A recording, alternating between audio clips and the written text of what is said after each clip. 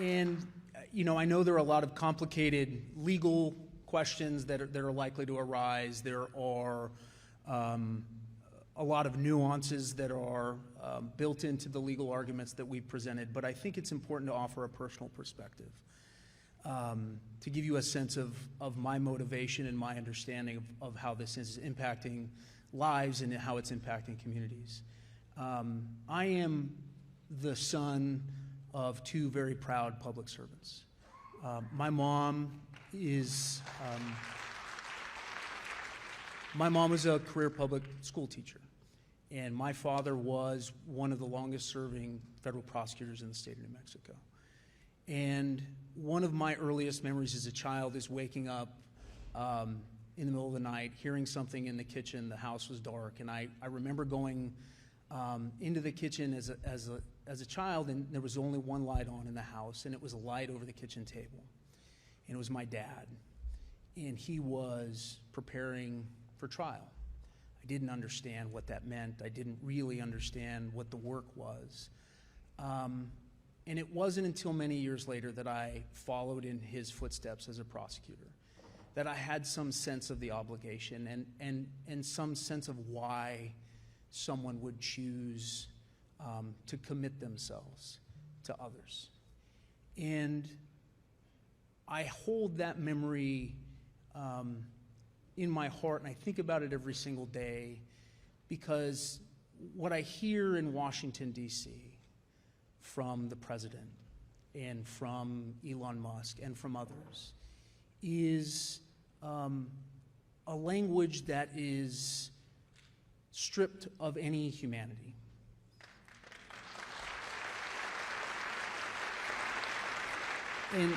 And stripped of any understanding of what truly makes America great. I was raised in the Catholic faith, but my civic faith is tied to my father's service to this country and to one of the things that he made a point of doing when he took me as a child to Washington, D.C. He took me to see the Supreme Court, where he showed me the inscription of equal justice under law, and he took me to the Lincoln Memorial. And he stood with me, and he and I read those words together. And I still believe that the core of what makes America great is our commitment to preserving a country and a government that is built and driven of the people, by the people, and for the people.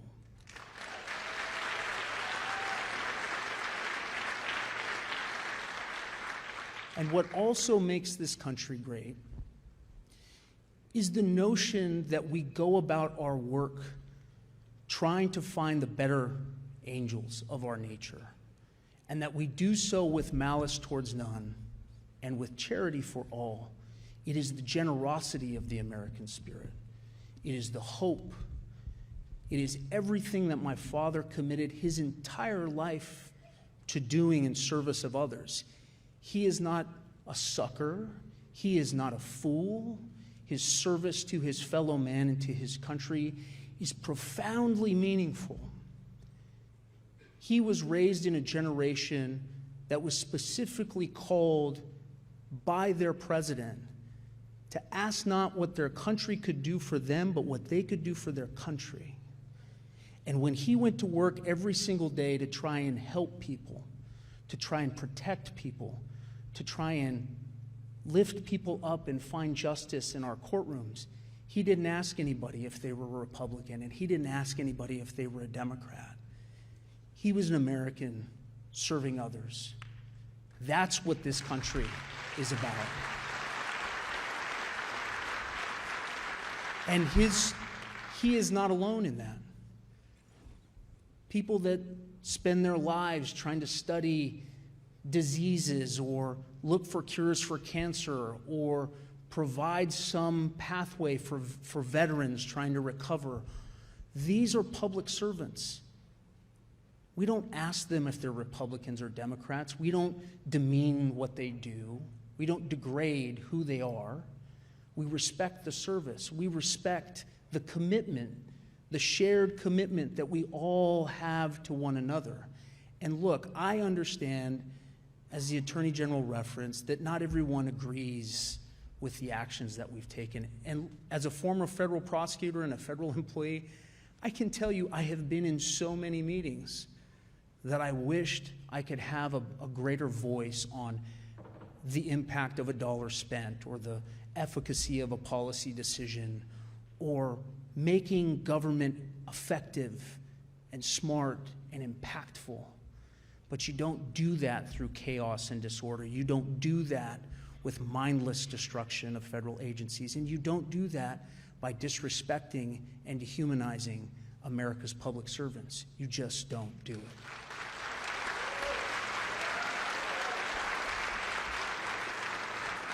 So if you take nothing away from this tonight, and I'm sure that there are proud public servants here tonight, remember that these are our friends, these are our neighbors, these are our fellow Americans. They have children, they have families, they are doing honorable work, and they deserve our gratitude. And if you want to make America great and you want to make the government work, then do it by following the law, by respecting the Constitution.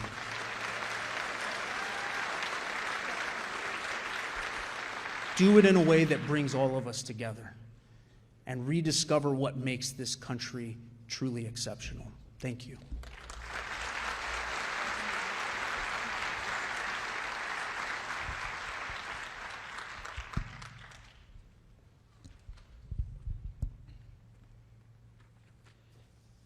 Well, thank you all for being here today. My name is Dan Rayfield, and I am from the state of Oregon. Go Ducks. I'm from Corvallis. I'm a Beaver fan up here, okay? Watch it. The Ducks went to the Big Ten, sir. That's a different hearing. Oh, my goodness. I can't believe you did that to me.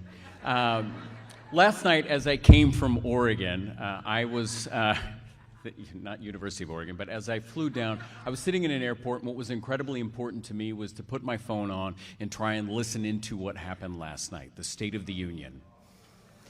And I sat there and I listened. State of confusion is right. And as I sat there and listened, there was one thing that was absolutely missing from the president's comments last night. And that was the impact of the decisions that he and his administration are making, that are having on all of our communities across this country.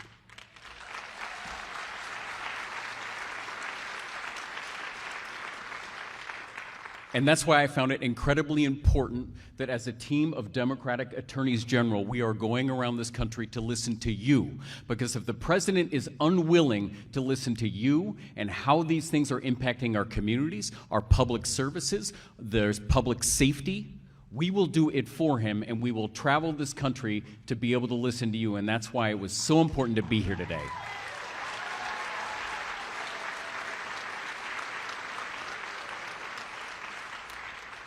And I am incredibly thankful for all of you that took time out of your day, your evening, when you could be doing so many other things to share your stories with us here tonight.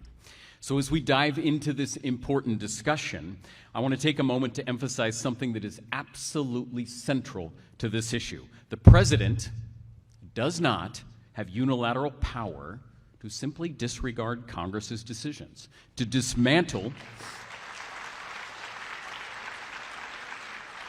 essential services and parts of our government.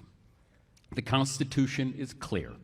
When Congress allocates money for the federal government, a new administration cannot prevent the money from being used for its stated purpose. In other words, while the president may be a powerful person, he does not have some sort of superpower that lets him travel back in time to veto the decisions that have already been approved.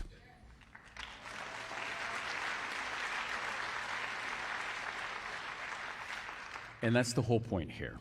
If the president had worked with Congress to make budget cuts through legal, legislative process, we wouldn't be here today. But that's not what's happening. These moves by the administration are as legal as they are reckless. And as attorneys general, it is our duty to make sure that the law is followed and that our system of checks and balances is respected and that public servants are not unjustly removed from their positions because of political agendas.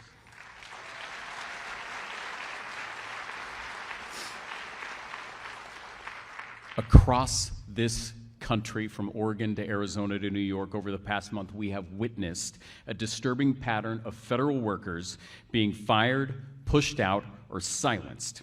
Our office in Oregon has been inundated with calls and emails from people affected by these unprecedented and unlawful terminations. And I'm talking about people who work at our national forests and Department of Veteran Affairs, workers at our Bonneville Power Administration and the IRS, all let go with no notice, and in many cases, decades of public service.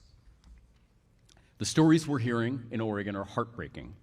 One email received from a worker from the Portland IRS office when he lost his job, when right around Thanksgiving he learned of this stage 3 cancer had returned.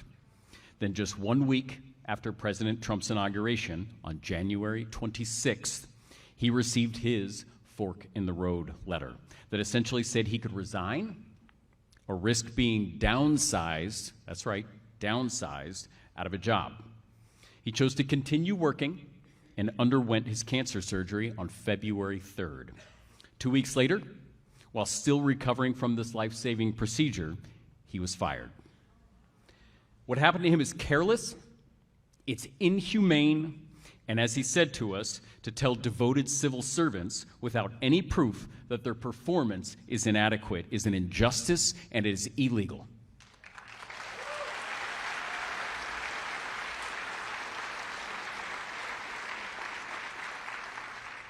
Another person who contacted us worked at the U.S. Geological Survey in Eugene, Oregon. I'm sorry, we're getting back to the ducks. She joined the USGS after earning her master's degree and spending years of service in the Peace Corps and AmeriCorps. She was working on efforts to improve communication in the aftermath of earthquakes and also assisting scientists researching bird flu, among other things. This job gave her a chance to continue a life of public service, and it also gave her the opportunity to purchase her first home. But she had to back out of escrow on February 14th when she was fired through some boilerplate letter received by thousands of federal employees. And she later lost a home, and we lost a dedicated public servant in the state of Oregon. These are just two of the countless stories, I imagine many stories that we will hear tonight that we've heard in the past few weeks. And what's behind this massive federal firings? A new federal department created without congressional approval and with apparently absolutely no oversight, no transparency, and no accountability, which is again why we are here tonight. All overseen by a president's wealthiest donor who is operating without any official government title. We have a system in place for 220 years that has relied on checks and balances. It's based on the principle that no branch of government is too powerful. Trump and Musk are trying to sidestep that and grant the executive branch unlimited power. They're taking money in Congress that has been approved for schools, medical research, for emergency assistance, public safety, and road construction projects, and they're wiping it out with the swoop of a pen.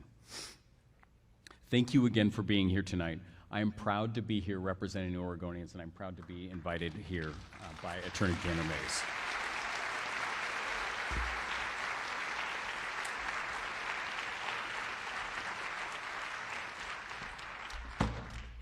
How you doing, Arizona?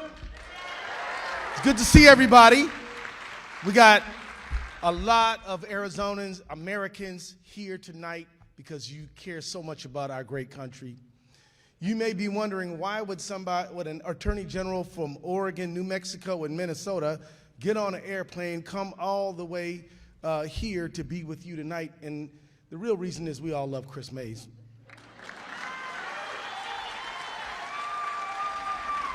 But friends, as much and as awesome as Kris is, the truth is we're all experiencing the same thing you are experiencing.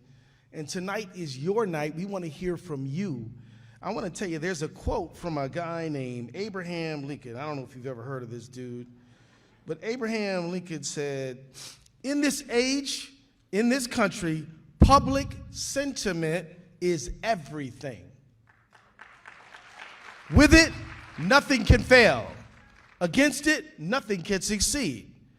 Whoever molds public sentiment goes deeper than he who enacts statutes or pronounces judicial decisions. We believe the public doesn't like a lot of things that have been happening from Washington recently.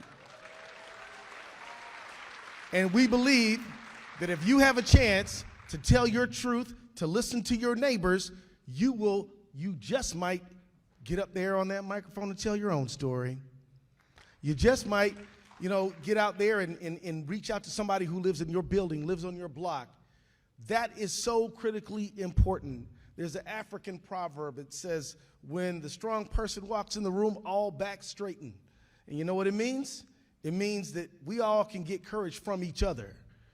We all can get courage. Because, quite honestly, who here has been a little nervous about some of the stuff they've seen happening? Right. So it's good for us to be together. It's good for us to hear from each other. And it's good for us to know that we all are committed to making sure that we are a nation of laws and not men, and that we are going to make sure that this country's promise is delivered on through a democratic electoral process, not just some guy who issues executive orders as he feels like it on one given day. I'm gonna wrap up right now because I want to hear from you. Look, we have filed a bunch of lawsuits. Birthright citizenship. We froze the freeze. We're saying that the appointments clause of the Constitution is being violated by having this unelected oligarch just rummaging through our government. We have filed the lawsuits and we haven't lost yet, folks. But as I said, the saving America will not be won in a courtroom. It'll be won in the court of public opinion. It'll be won by you. Let's have a great night.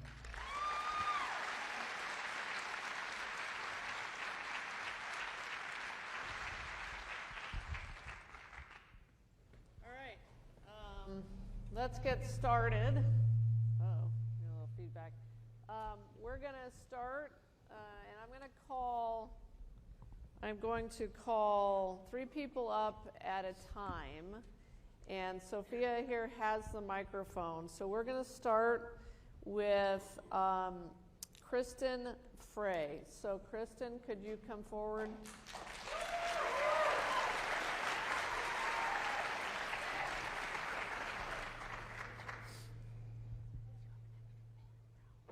Karen Potter and Sandy Bear, if you want to come line up too, that'd be great. Oh, sorry. Yeah, Karen Potter and then Sandy Barr after. I'm already not doing my job. Are you guys ready?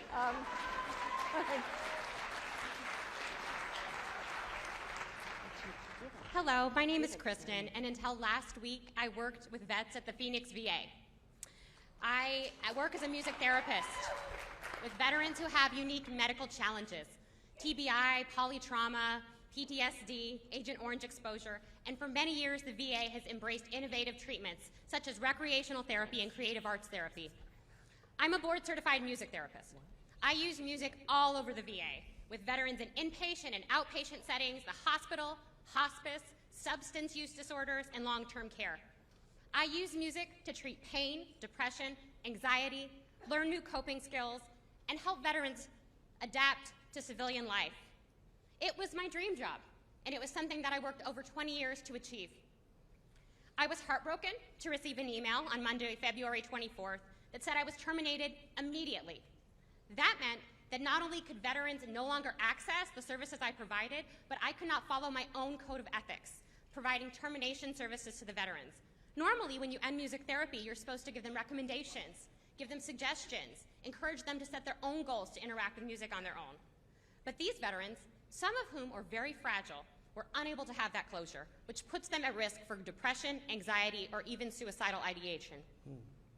My supervisor and her chain of command had no knowledge of this email. It came straight from Washington, D.C. and DOGE. 2 of my colleagues were also fired that day, all probationary staff. This has strained the entire department. Since we've been fired, the Phoenix VA has had to cancel a number of music therapy and recreation therapy groups. We're unable to meet staffing ratios in the community living center, and we're unable to provide programming as required by Medicare guidelines. Couple examples. 1 staff member was removed from a position with homebound veterans. 1 staff member was moved from a national position with the wheelchair games. Inpatient recreational therapy programming has been reduced. Palliative music therapy in the infusion clinic with veterans who have cancer has been canceled. A virtual music therapy group, something I started to address the needs of homebound veterans, that has been canceled. A number of other programming has been canceled as well on a one-to-one basis.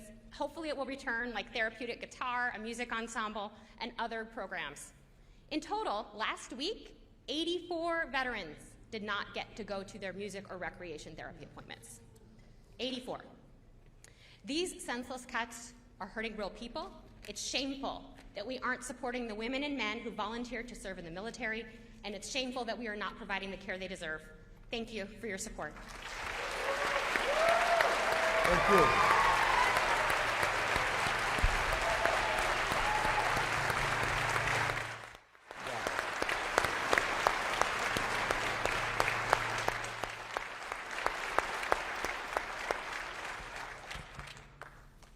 Thank you so much, Kristen. That obviously was incredibly impactful.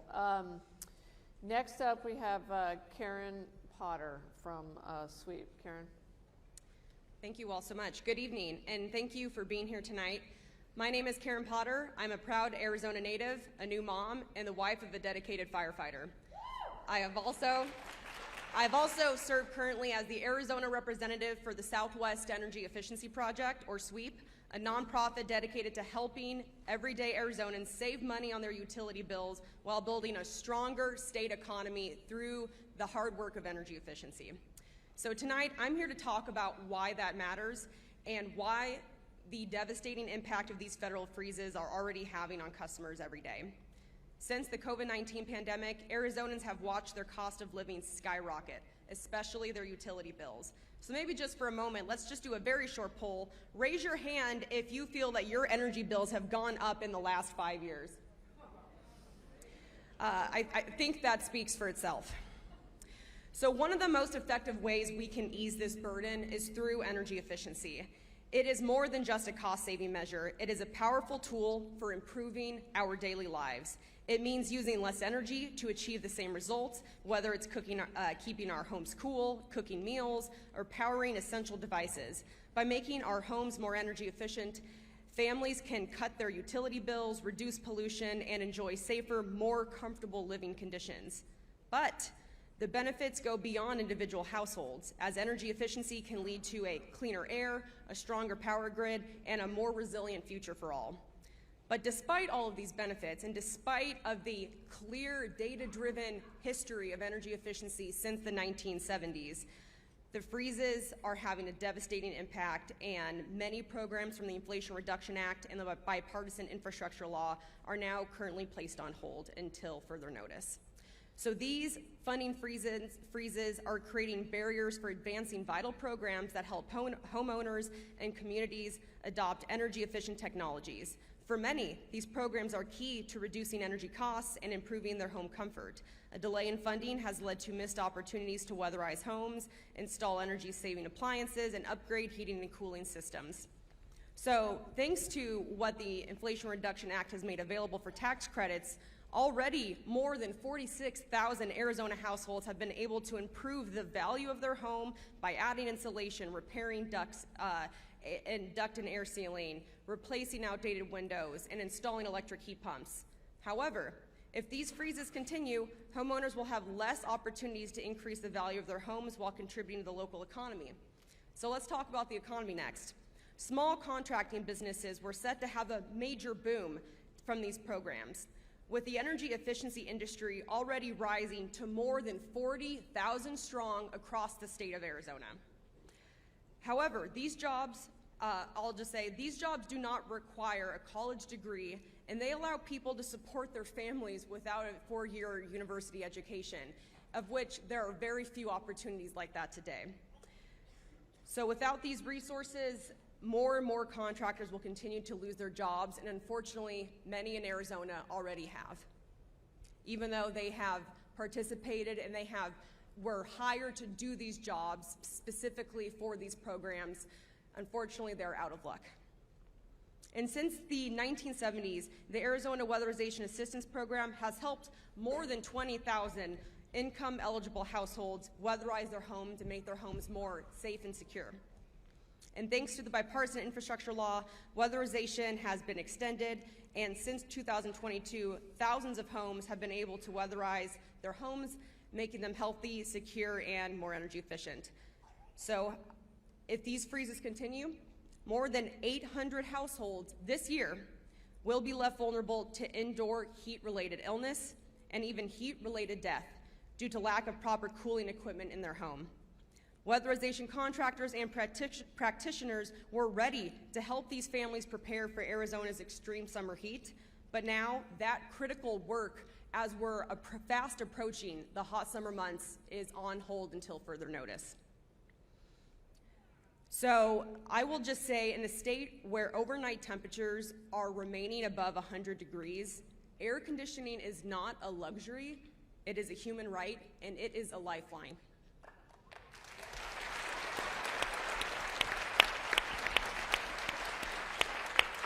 So I will just wrap up today saying that we are so grateful for all of your support and for listening to the stories today.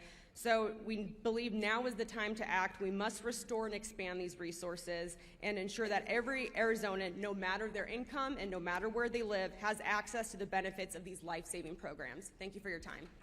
Thank you.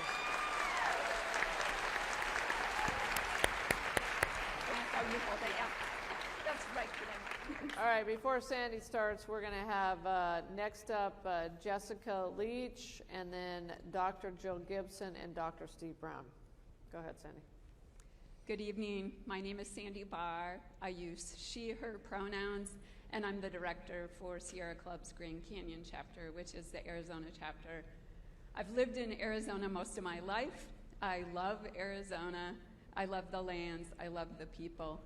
I wanted to thank you all for being here for Arizonans and for people across the United States, and for pushing back on this harmful agenda that has resulted in the thoughtless firing of thousands of people, including those who care for our public lands. And I want to really focus in on this because Arizona is really blessed. We have 28 million acres of public lands in our state. 3 national parks, Grand Canyon, Saguaro, and Petrified Forest, as well as places like the Superstition Wilderness, that's part of the Tonto National Forest. Sonoran Desert National Monument, that is Bureau of Land Management lands. These places provide extensive opportunities for recreation. They provide key wildlife habitat and corridors and habitat for plants, and some of these are found no place else on the planet. Public lands provide us with clean water and clean air, and Arizonans love and enjoy our public lands. And I also want to, in recognizing these lands, recognize that they're all indigenous lands, and we need to keep that in mind.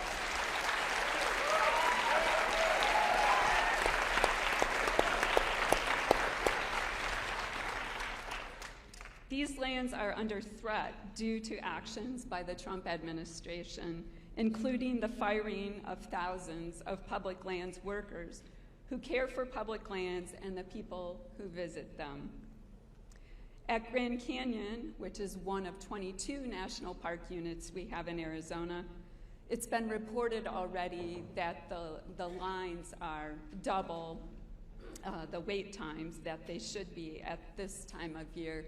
And we know that there have been more than 1,000 National Park Service employees that have been fired without cause, really. And down south at Saguaro National Park, they are closing the visitor center on certain days, and that means people don't have access to important information that can help them enjoy the lands, but also be safer on the public lands. And that's another thing I want to mention is for the national forests, which I think have probably gotten the biggest hit as far as losing employees. There are a lot of people that are, providing information about trail conditions, and that helps keep people safe and informed about what's going on. They do restoration, and for those of us who like to be out hiking and camping on our public lands, they provide important services. That also means fewer people out there protecting cultural and natural resources. And we saw some of those suffer during COVID when there were fewer people available to help out with that. I want to mention I'm not the only one that loves our public lands. There was a recent poll that found that Arizonans unanimously view national parks and natural beauty as essential to our state's identity and way of life.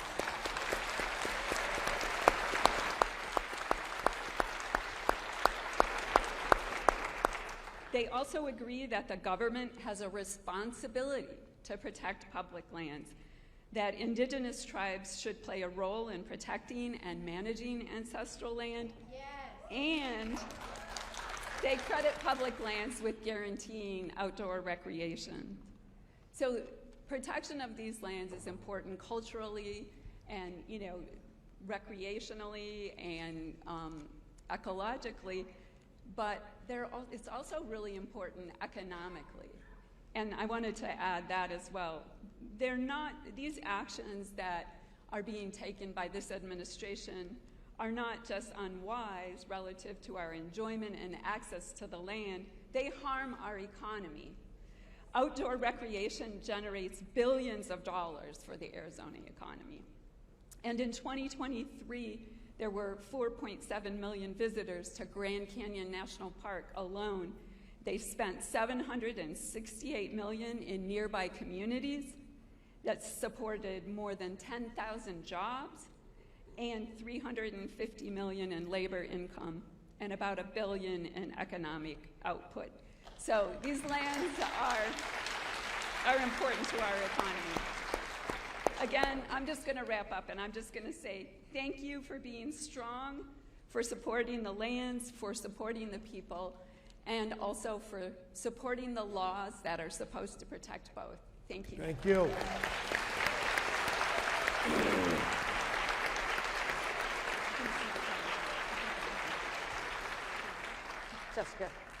Jessica Beach. Thank you. Hi, everyone. My name is Jessica Leach. My pronouns are she, they, and I'm the CEO for Prisma Community Care, the artist formerly known as the Southwest Center for HIV and AIDS. And I want to start off by saying that as a queer person, HIV and STIs are not limited to my community.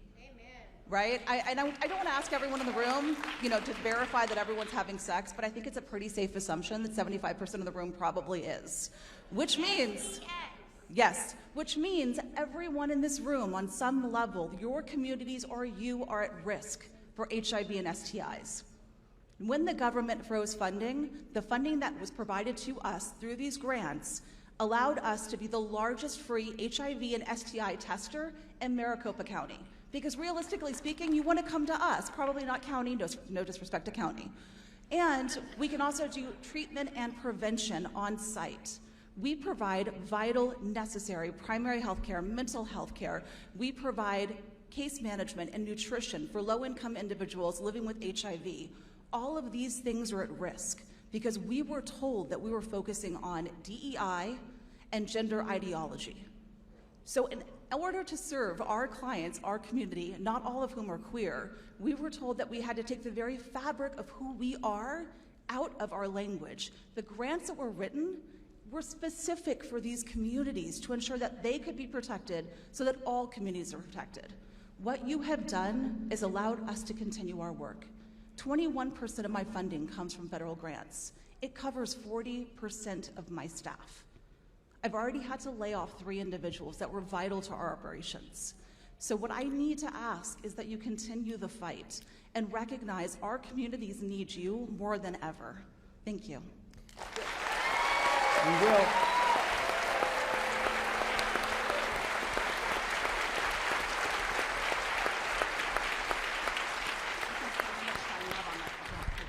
Thank you, Jessica. Next up, we have Dr. Joe Gibson. Dr. Joe Gibson. Good evening. I am speaking to you tonight as a physician who has dedicated my life and career to caring for patients seeking sexual and reproductive health care. I am trained as an obstetrician gynecologist, and I am doubly board certified in obstetrician gynecology and complex family planning. In addition to delivering babies and performing gynecologic surgery, I performed abortions for the past 15 years. I currently supervise 25 advanced practice clinicians and physicians in the delivery of essential reproductive health care at Planned Parenthood, Arizona.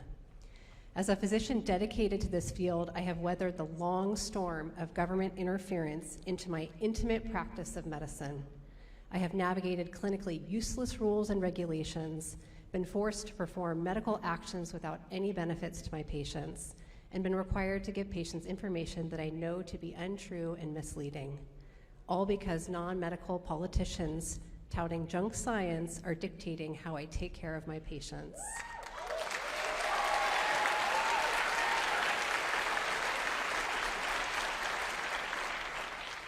I have been restricted in this state from providing life-saving abortion care. I continue to have my practice heavily regulated. But we, the Arizona people, fought back, and the power of our voices restored the right to abortion in our communities.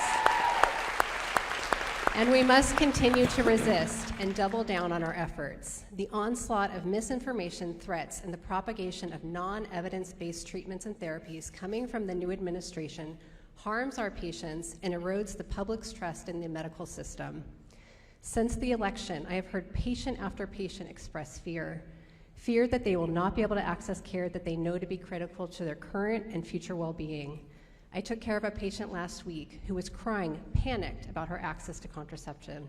She wasn't a candidate for the longest-acting reversible contraceptive device we have, a 12-year IUD, and she had to settle for a 5-year implant. She asked me, what am I going to do in 5 years? Will I even be allowed to have birth control? Will I even be able to afford it? Especially for my transgender patients trying to access gender-affirming care. The threat isn't remote. The reality is already here. In droves, patients are submitting paperwork to ensure their gender marker change requests are processed before that option disappears. Patients are seeking to stockpile medications knowing they may no longer be available. I've been receiving requests from patients previously receiving care at Phoenix Children's Hospital, which has halted gender-affirming care under a recent EO, begging to be seen. The fact that these bullying actions of our government are targeting the already most marginalized communities should infuriate us all. Clinical decision-making belongs to the clinician and the patient, never to our government.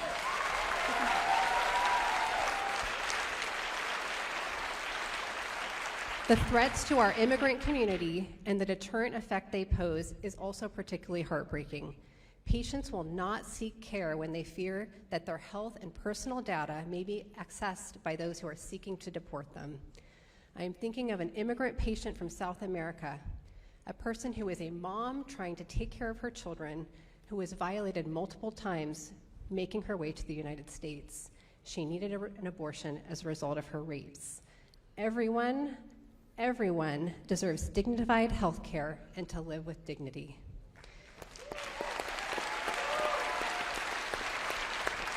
To wrap up, I, like so many other physicians, have worked my entire adult life reading, studying, analyzing, and doing direct training to be equipped with the immense privilege of providing health care.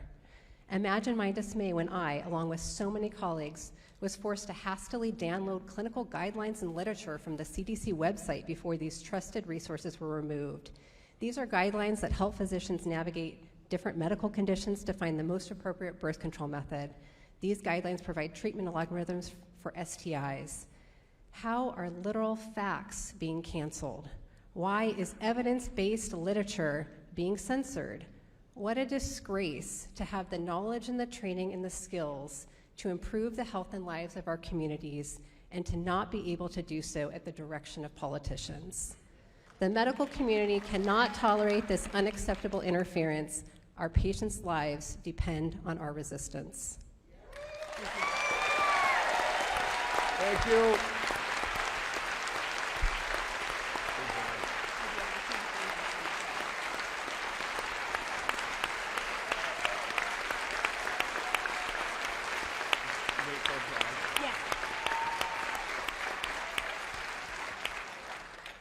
Hello, Attorneys General. Thank you so much for being here. I'm Dr. Steve Brown. I'm a family physician here in Phoenix, Arizona, and I came to talk about impending Medicaid cuts. I'm here for my patients tonight. Currently, over 2 million Arizonans are covered by Medicaid, including over 750,000 kids aged 0 to 17. The federal budget cuts could take coverage from 550,000 of the most vulnerable Arizonans. Martin Luther King said, of all the forms of inequality, injustice in healthcare is the most shocking and inhumane.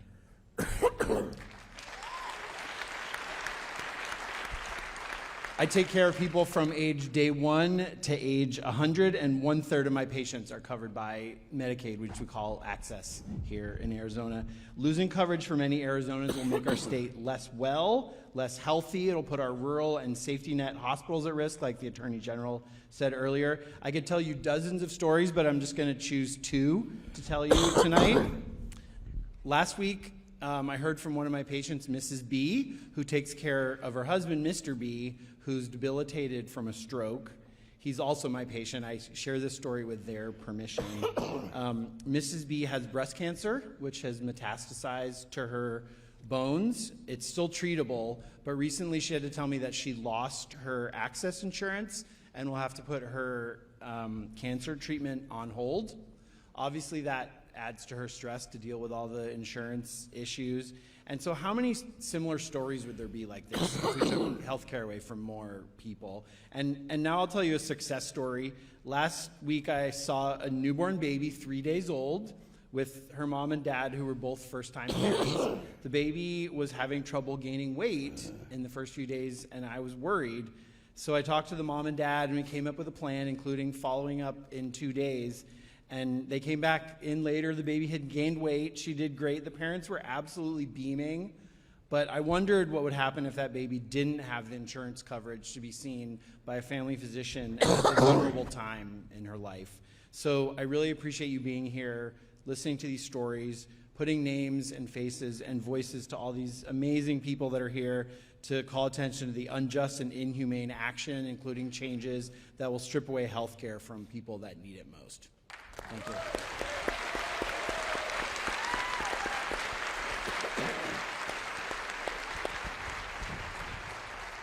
you. Thank you, Dr. Brown.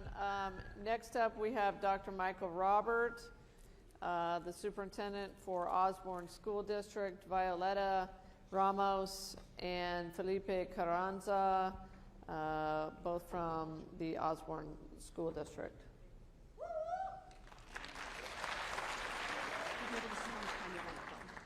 Good evening. I'm Michael Robert, Superintendent of the Osborne School District, one of the elementary feeder school districts into Phoenix Union, and you guys are all seated right now within the Osborne School District. So I'm also here to talk about the teacher and school leader incentive program, which is something that we're involved in. We were involved in it until a couple weeks ago. The goal of this grant was clear: to ensure that every student, regardless of their background or zip code, had access to excellent education. For us at Osborne, it means something profound: putting our students first. One of the key elements of this grant is the role of master teachers, instructional coaches who work with teachers to provide weekly professional development, classroom observations, and provide critical feedback. These coaches are instrumental in helping our teachers refine skills, especially our newer teachers, and to field test research-based instructional strategies rolled out across the entire campus. Additionally, mentor teachers lead grade-level teams and help their peers through coaching, fostering collaboration, and the sharing of best practices. Our school, in this grant, we get about $3 million over 3 years, so $1 million annually for this grant. These funds help support salaries, benefits, additional duties for teachers, and leadership coaching. And a large portion of the funding, almost $500,000, goes towards performance-based compensation, which is tied to teacher performance, student success. Another portion of supports professional development and additional supports for our educators. However, on February 18th, we received troubling news that the Department of Education issued a cancellation notice for our grant, effective immediately, citing diversity, equity, and inclusion. The letter claimed that our grant, which is a component of the Teacher and Student Leaders Grant, was inconsistent with the federal priorities around DEI. What's concerning is that there was no specific mention or evidence in the letter as to how our grant promoted DEI over merit. The focus of this grant has always been on excellence in education, performance-based compensation, student achievement. As a result of this cancellation, Osborne's now facing a significant loss. $500,000, I mentioned, goes towards performance-based compensation. We've been working 2/3 of this year. The work's done, but the compensation's not going to be there. There's also $250,000 in salaries. I've heard, still to be paid between now and June 30th. And we've heard stories from people here. We're going to hear more stories tonight about people that have lost their jobs. I'm proud to say that Osborne's going to honor our contracts through June 30th, through the end of the school year. That's $250,000 that we did not have budgeted. We'll pull it out of reserves, and I'm proud of my CFO for great leadership and fiscal stewardship, and of my governing board for standing behind me and saying we're gonna honor these contracts. I also have my board president standing right behind me. I've got a meeting with her tomorrow. We're planning our agenda for March. Unfortunately, because of this grant cancellation 18 months before expected, one of the things I have to talk to her about tomorrow is putting on the agenda for our upcoming March meeting a reduction in force, a reduction in teachers, in school leaders, in teacher leaders on our campuses. I'm proud of our teachers, and I'm deeply saddened by having to have that conversation. I was just in DC last week to watch one of our school leadership teams presenting nationally to their peers about the excellence that we've been able to attain in Osborne, yet I had some of those same people on a Zoom call with me yesterday to tell them about this impending rift. It breaks my heart for our community. Osborne School District's a district, I've got 7 school leaders, I've got 150 teachers, I've got 2,500 students that are counting on this.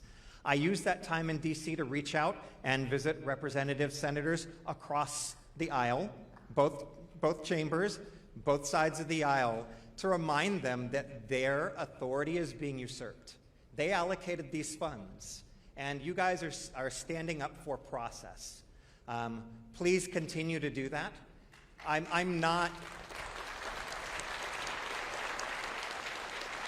here to talk, I'm here to give voice to this, but that just is not enough for me. I'm also seeking reversal of improper cancellation of grants.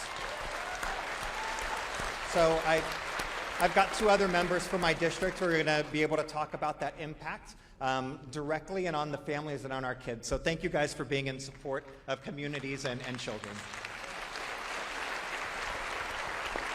Great job. Hi everyone, my name is Violeta Ramos and I am a proud product of the public education system. I'm the proud daughter of 2 immigrants and I was born and raised here in Phoenix, Arizona. I am the board president of the Osborne School District, and I have 2 other board members who are standing behind me, Rhiannon Ford and Leanne Greenberg, and we all agree, we have 2 others, they just couldn't be here. We're all here because we want to represent our teachers and what we are losing in our community. So as elected officials, we are elected by our community to serve them, and unfortunately through these unjust cuts cuts, we are now breaking that promise that we made to our community. That promise that we are breaking affects everyone in our community, our teachers, the parents that trust us, but most importantly, the students who are our future. It is unfair that this power grab is simply using the keywords to cut important grants that will be leaving important members of our community that help us grow without the stability of a position. As you mentioned earlier, things need to be done the legal way and not by usurping or canceling our authority. Thank you for listening to us and for advocating and fighting so that as board members here, we can keep our promise to our community.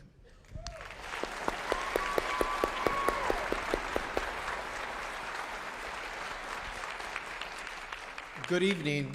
I'm here to share how these federal job cuts are not just numbers on a spreadsheet. They are real people, real families, and real consequences. In June, I will lose my job. I am fortunate that the Osborne School District, will continue to honor my contract until then. As a father of a 3-year-old, this isn't just about my career, it's about my child's well-being right now. I'm struggling to keep up with the $800 a month tuition for a preschool that ensures that she has a safe and stable learning environment. Without my job, I don't know how I will afford to keep her in preschool. She is at the preschool where she's at now. I have dedicated my career to education. That is 25 years of my life. My aim as a teacher, as a principal, and as a director has always been to support students and to strengthen our communities. But now I find myself facing uncertainties, wondering how I provide for my own family. The stress of this situation isn't just financial, it's emotional too. It's the fear of not knowing what comes next or having to make impossible choices between my daughter's education and basic needs. And don't get me started on immigration. As the proud son of immigrant parents, my parents fled their home not because they wanted to, but because, as my mom says, we were mice living in the mouth of a serpent. Yes, she said that. I echo what you're hearing tonight. Families across Arizona and across the country are being forced into instability because of these job cuts and funding freezes. The decisions are not abstract policy shifts. They are life-changing disruptions that affect our children's future. I urge you to continue to recognize the human impact that these actions have. Stability for families like mine should not be a luxury. It should be a priority. Thank you for listening.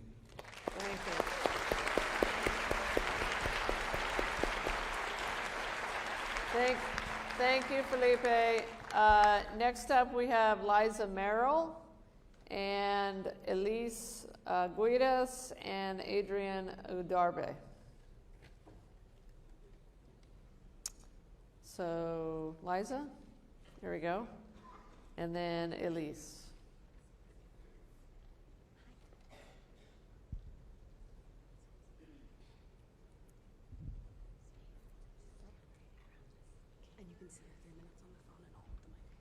Thank you. Good evening. My name is Lisa Merrill. I have been a certified marketplace navigator for over 8 years. I serve individuals and families throughout the state of Arizona apply for Medicaid, SNAP, and marketplace health insurance, which are all federally funded. Some data from 2024. 2 million Arizonans rely on Medicaid and CHIP, with the federal government covering over 80% of the $22.2 billion that it cost. Almost 340,000 Arizonans were enrolled in the marketplace, 90% of whom rely on federal subsidy that helps pay for their premium. Arizona has almost 1.5 million residents who are Medicare beneficiaries, which is a lifeline program for the elderly and people with disabilities. By the way, 46% of births in Arizona were financed by Medicaid. I recently assisted a couple who had been working at labor-intensive, low-paying jobs when the wife was diagnosed with lung and uterine cancer. Her husband had to quit his job to care for her. She is in constant pain and has just started chemo and relies on Medicaid to pay for her treatments.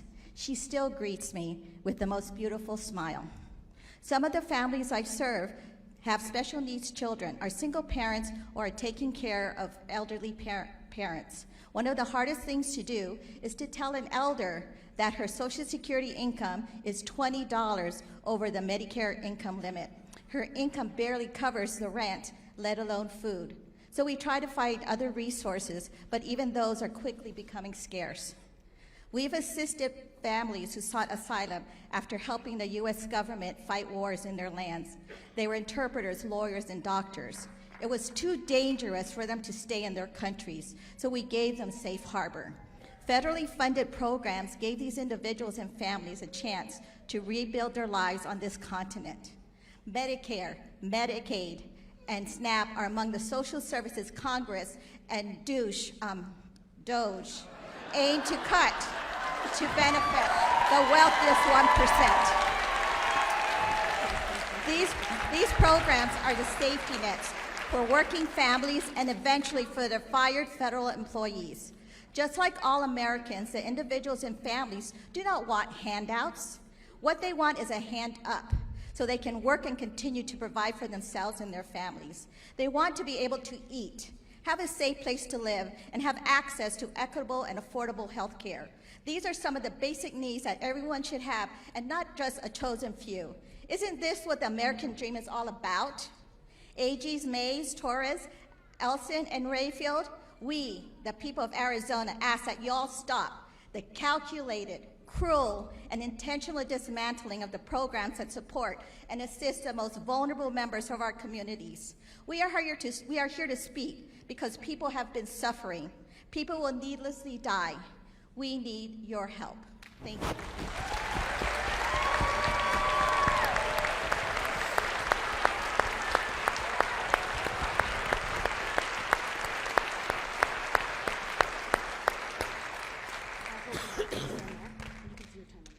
Thank you so much, Elise. So next we have Adrian.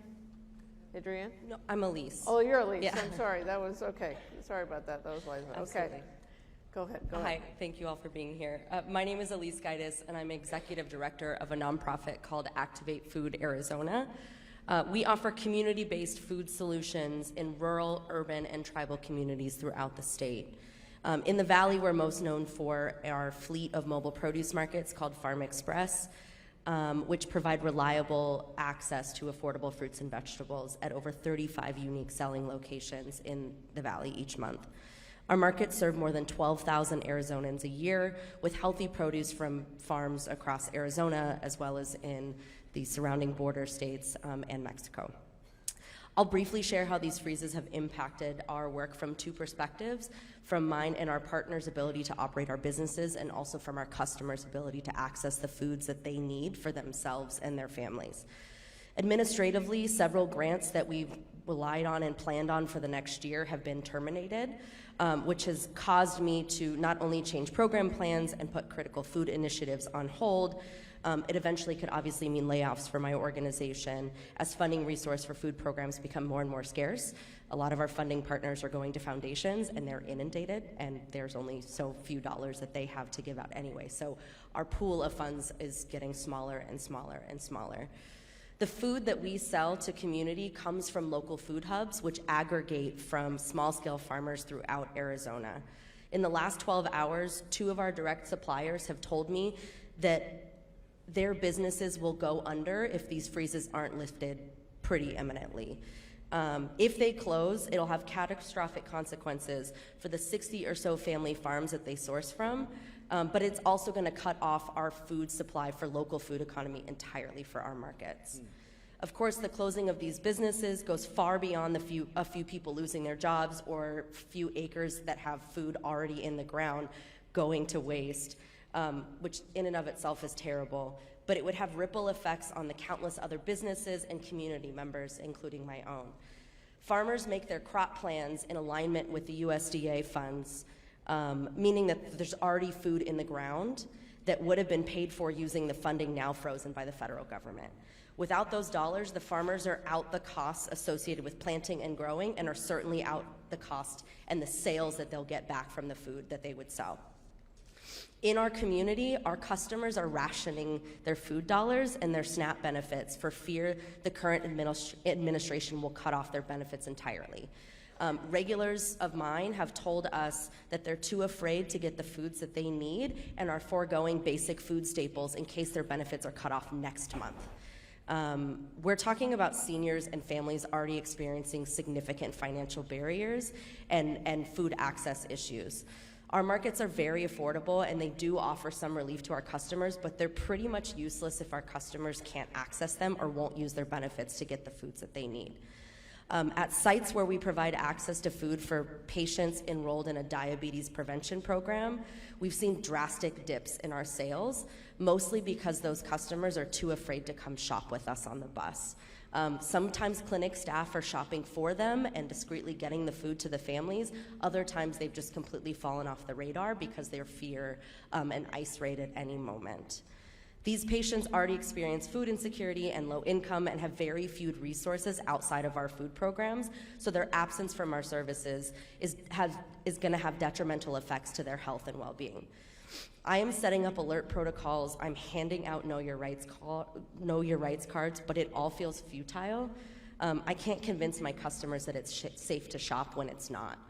I've built my program over the last 11 years into a trusted, reliable, and safe source for food.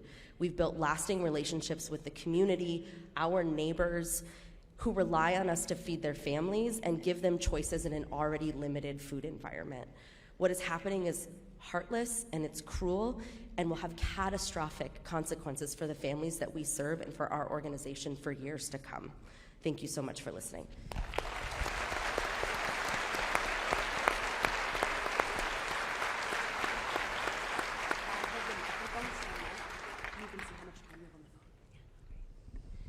Hi, Attorneys Generals. My name is Adrienne Udarby. I'm the Executive Director of Pinnacle Prevention. We are a statewide nonprofit here in Arizona with a huge aspect of our mission dedicated to cultivating a just food system.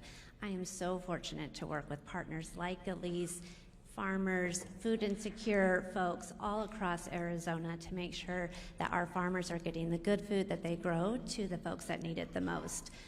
These programs that have been most deeply impacted by the federal funding freeze not only exist and have been hurt here in Arizona, but in each of your states too. We have about 50% of our federal funds that are currently frozen coming from USDA. The last direction that we were given was that they will not be reimbursing for any services beyond January 19th. So we have farmers that have put out those dollars that work on contracts that are for reimbursement, that were promised that they were going to get infrastructure dollars and funding to help them prolong and expand their growing season here in Arizona, which is critical amid our heat and our different climate crises, and they have not been reimbursed and have no type of date in sight as to when that will happen as well too.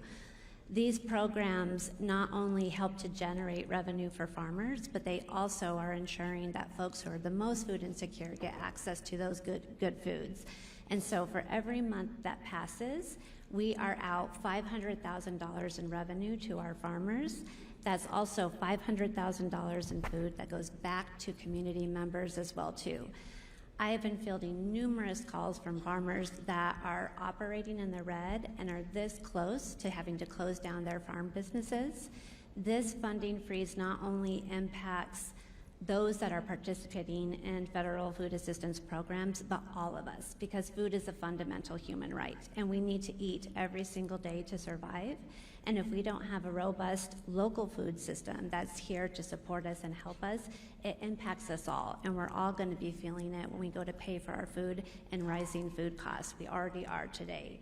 So I'm begging you to help keep our food and farming businesses open and alive and thriving so that we can continue to support folks like Elise, all of our farmers, and all of our food insecure Arizonans. Adrienne, can I just ask a follow-up question? So what you and Elise were saying is, it sounds like USDA is still not sending you the money, so they are, we've seen this in other areas, it sounds like they are violating the TRO that we won.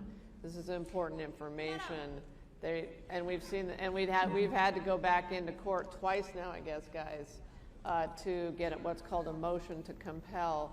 The farmers are still not being. Correct. I have 4 pages worth of all the programs that are not getting their funding here. I'm keeping it brief up here, but yes, effective January 19th, we have not received any funding and have not given any days as to when we can see that funding come back.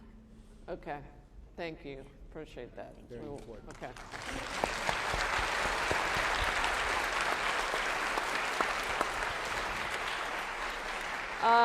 Next up, we have Ahmad Rashad, and then Francisa Gill, and then we're going to open it up further. Come on.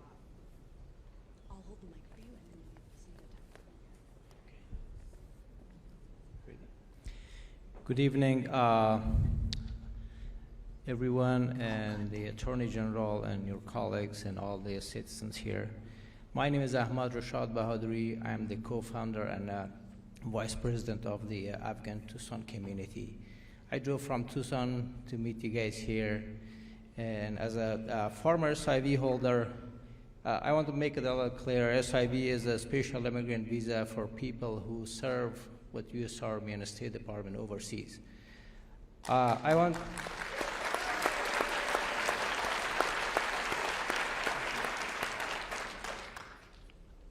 to speak for many who are at risk because they supported the U.S. in Afghanistan. These individuals put their lives in line for our mission, and now turning our back on them puts them and their families in danger.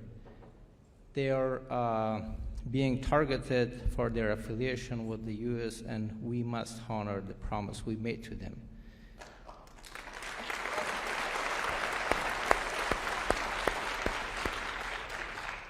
As someone that benefited from resettlement agencies when my family and I first arrived in the United States, cutting federal funds to resettlement agencies hurts SIV and refugees living in our communities.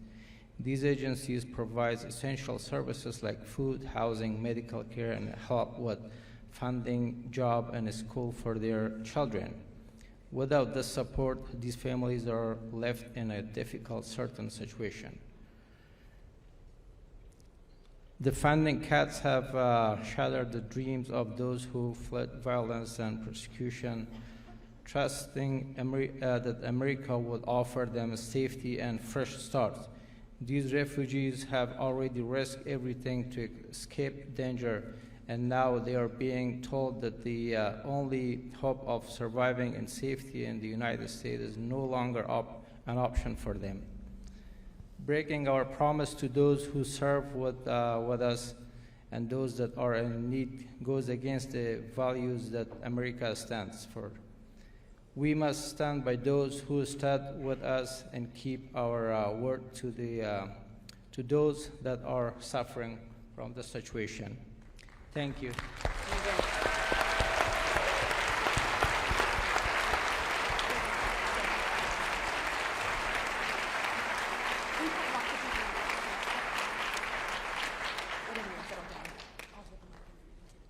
Good evening, everyone. My name is Francisca Gill. I am the Refugee and Immigration Services Community Integration Program Manager at Lutheran Social Services of the Southwest. Since 1970, LSS has been a pillar of support for refugees, providing essential resettlement services to help families rebuild their life with dignity. Our Refugee and Immigration Services program assists those fleeing war, violence, and persecution from countries such as Sudan, Afghanistan, Syria, Burundi, Democratic Republic of Congo, and others. These families arrive in the U.S. after years of suffering, having survived conflict, displacement, and refugee camps, only to now face yet another crisis in Arizona. The recent stop work order and freeze on foreign aid have created a domestic humanitarian crisis, leaving newly arrived refugees in an alarming state of uncertainty. The executive order and the immediate stop work for refugee resettlement agencies across the state of Arizona, cutting off critical reception and placement funding, leaving recent refugees' arrivals in the U.S. without the safety net they were promised. 90 days of critical services for their integration and support into self-sufficiency in our state. Now they are facing possible evictions, food insecurity, lack of access of medical care, employment support, and the list goes on. There are 4 resettlement agencies offices in Phoenix and 3 in Tucson. We are all being impacted in similar ways, with loss of resources, staff, talent, expertise, and experiences. Our organization is also a recipient and a sub-recipient of federal grants through our national partners, Global Refuge and EMM. LSS has still not received payment for services already rendered and under a contract that is supposed to guarantee payment. This is for match grant and for preferred communities, which include medically fragile refugees. We are owed $1,513,000 through our national partners. The impact this lack of reimbursement has had cannot be understated. We had to let off 48 staff members and have impacted negatively our refugee clients in their integration process into self-sufficiency in Arizona. LSS is both contractually and morally obligated to continue supporting these families who have already suffered so much but cannot continue to do so without being paid for services. We have received in this fiscal year 300 arrivals in Phoenix and 148 in Tucson, including children. The total number of arrivals from all the resettlement agencies is around 1,072 individuals. Lastly, the reduction in arrivals, many of those were family members traveling to Arizona to join their family members already here. Some blocked within a day or few days prior to arrival. This has been heartbreaking for thousands of people emotionally and reduces their natural family support systems that could have assisted further with integration and family self-sufficient trajectories. This is so inhumane. I'll ask for your support. Thank you. Thank you.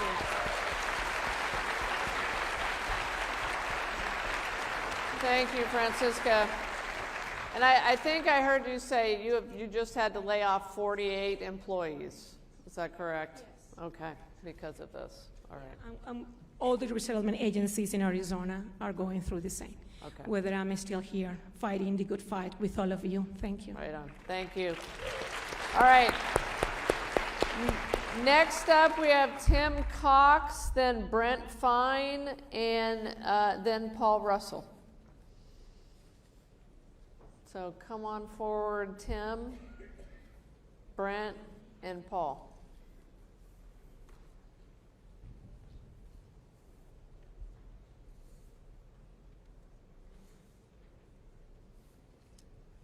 Okay. I'll hold the microphone and you can see the time. Try and stick to the 3 minutes. Yeah. Nope, right here, right on the X. Okay. All right. My name is Tim Cox, and I work for the Office of Federal Contract Compliance Programs, which is a small civil rights agency in the United States Department of Labor. We enforce EEO and non-discrimination laws over federal contractors. We not only investigate the compliance of federal contractors' obligations, we investigate discrimination complaints, and we also help federal contractors conduct outreach in order to recruit qualified applicants. This past year, I spent a lot of time with community-based organizations and trade schools trying to pipeline people into CHIPS Act money that was going to happen this year. This is our restructuring plan, which leaked to the Washington Post recently.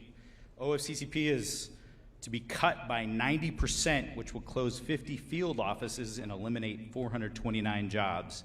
So I am currently waiting for a RIF notice. And this is from Project 2025's Mandate for Leadership. This is page 583 of this elusive document that nobody seems to know anything about. On day 2 of this administration, a 60-year-old executive order was revoked, signed by Lyndon Johnson, Executive Order 11246, and it's designed to ensure federal contractors do not discriminate and recruit qualified females and minorities.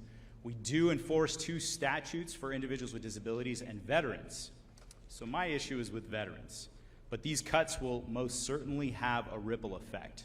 Those practitioners of this work for federal contractors will most likely lose their jobs. I've already seen one person who has lost their job.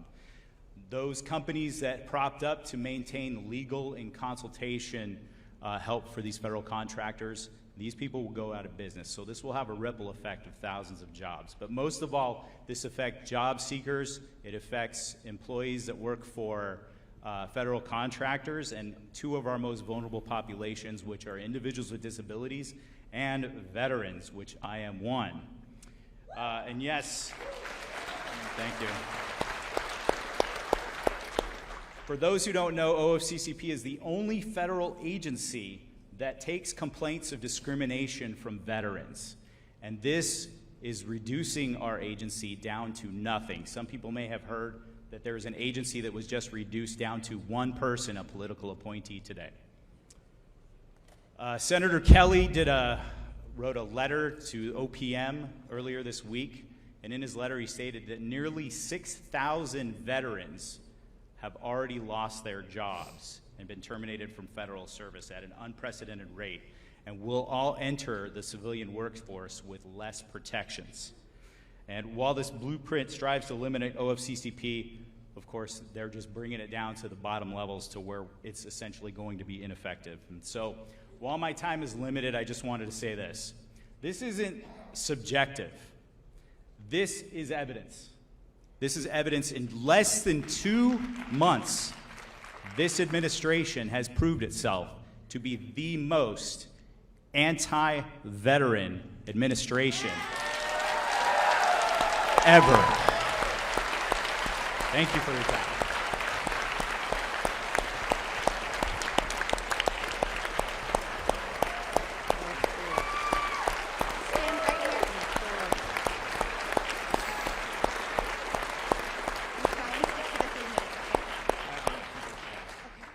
This won't take long. My name's Brent Fine. I worked for Kris Mayes 20-some-odd years ago, and one of the projects I worked on was called Efficiency Review. We were tasked with looking at all the agencies to find where we could save money. But we never went into it thinking we have all these stated objectives in advance. We wanted to find savings. I think we ended up finding about $300 million, but it took us 6-9 months to do it.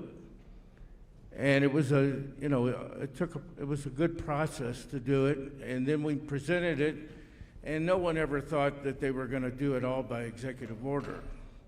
It was all meant to plan for the budget, make some changes. Some things you could do, like savings on efficiency on electricity and things like that, you could do. But most people knew that you had to go to the legislature to get it done. So this plan that's going through right now in Congress makes no sense to me, and I wouldn't think it would make sense to anybody. It's just, they keep bringing up common sense. This is not a way you would do it. And not only that, it's already starting to, when I wasn't working for Kris, I worked for the Department of Labor, Bureau of Labor Statistics at the state of Arizona, where we collected employment data. There's already data coming out now showing that consumer confidence is dropping. Right. The Michigan survey came out, and then another survey came out. An ADP survey came out today that showed only 75,000 jobs were created in February, and that doesn't affect government jobs. That survey doesn't. So my guess is it'll probably be even greater. But not only that, all of these cuts by these organizations you're bringing out, they're going to have multiplier effects. Not only the federal ones, but theirs. And so you're going to see not only if they lay off 200,000 people, and when they're bringing up that they're going to lay off 80,000 VA people today, I heard that number, lay off half of IRS, you're going to lose consumer confidence, but it's also going to have this multiplier effect. And sometimes it'll be 3 or 4 times that number. And we could be in a recession in 6 months, very easily, because that data, when it comes out Friday on the employment, it might show that we lost jobs, or, you know, at best maybe created us, and that will have a cascading effect. So it doesn't take a lot to go into a recession. And then government money will go down, the federal, and why would you be getting rid of half of IRS during tax time? It makes no sense. So none of it makes sense, but I don't know, I think when it finally, the economics starts hitting everybody, because everybody is going to be affected by this. Not just the people lose their jobs. The retirees, they have pension funds. The stock market will start going down. It's not going to be something that just affects a small group of federal workers. Thank you. Thank you, Brent.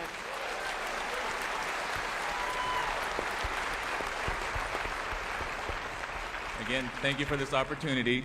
I do know Chris prior. We went to high school together, so we were classmates. And I believe one of the attorneys general stated that, you know, that we're here because we love Chris, but I loved Chris first. So. Good afternoon, good evening, attorneys general. I am Paul Russell, the vice president of the Fort McDowell Yavapai Nation. I appreciate speaking today about the severe consequences of these federal budget cuts on Indian country, including my own nation. The situation in Indian country is dire. The massive budget cuts and firings implemented by the Trump administration have left us in a state of extreme concern. The impacts on tribal governments and economies are devastating, with potential consequences including reduced services to tribal members, layoffs of tribal government and enterprise employees, and reduced or eliminated grant funding for key projects. The uncertainty of the future is perhaps the most alarming aspect, as we are left questioning how much worse things will get in the coming weeks and months. Some real impacts have already been experienced. First, the pause or elimination of the Bureau of Reclamation grant funding threatens 2 major projects at Fort McDowell. Planned improvements to our golf course, a project that supports jobs, tourism, and economic self-sufficiency for the nation. Without these funds, these improvements stall, leading to lost revenue and cut jobs.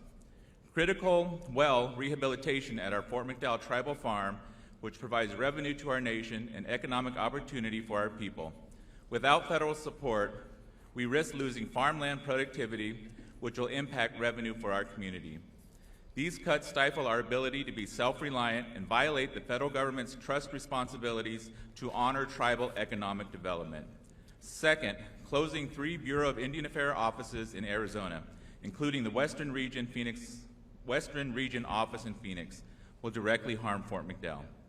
This office supports tribal governance, law enforcement, and land management, key functions that will now be delayed or neglected due to the closure. Our law enforcement and emergency response rely on timely Bureau of Indian Affairs support. With this office closing, public safety in our community is severely at risk. The shutdown also hampers infrastructure projects that require Bureau of Indian Affairs coordination, creating bureaucratic bottlenecks and slowing essential services. These budget cuts not only undermine tribal sovereignty and economic self-sufficiency, but also erase years of hard-earned progress throughout Indian country. The reversal of this program is a bitter disappointment, forcing us to take steps backwards instead of forward. On behalf of the Fort McDowell Yavapai Nation, I respectfully and strongly urge you to take a stand against these devastating cuts. We need you to demand that the federal government honor its commitments to Indian country. The future of our tribal communities depends on your actions. Thank you.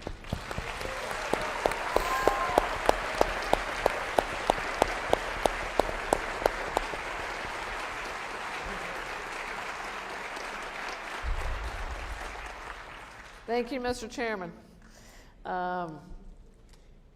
Next up, we have Paula Morell and Clarissa Vela, and then I think it's Wayne.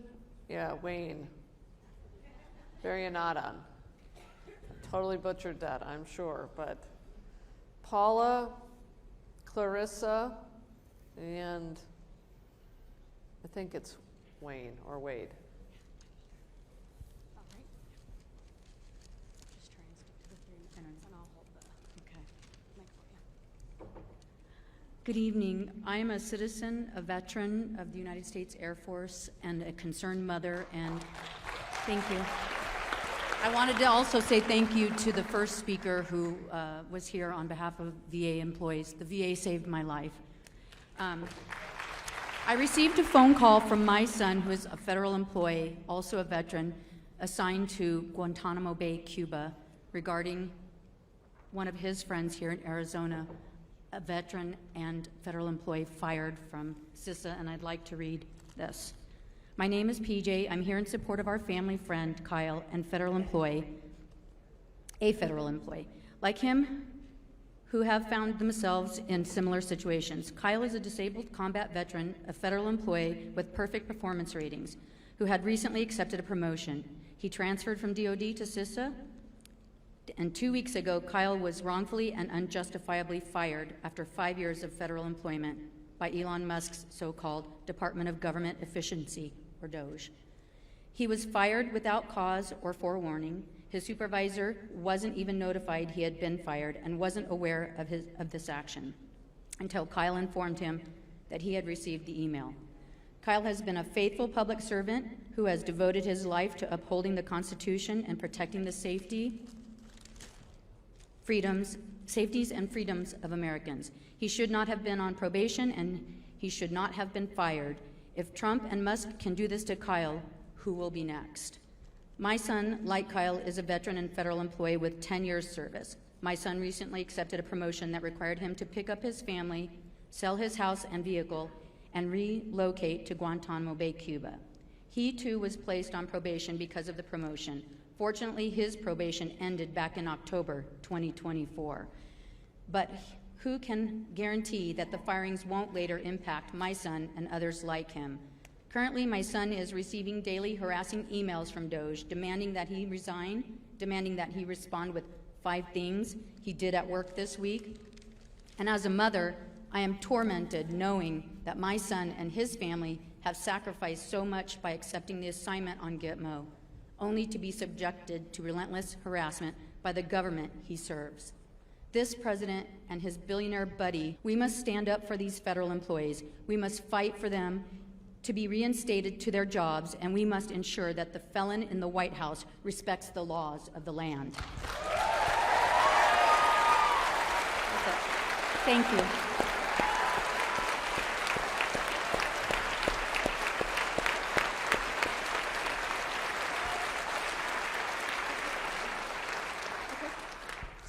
Thank you. Try and stick to the. Yes. Hi, my name is Clarissa. Hi, y'all. So I might take like 14 more seconds longer than the 3 minutes, but I just wanted to show you something. You put out a call to action to Arizonans, and we listened.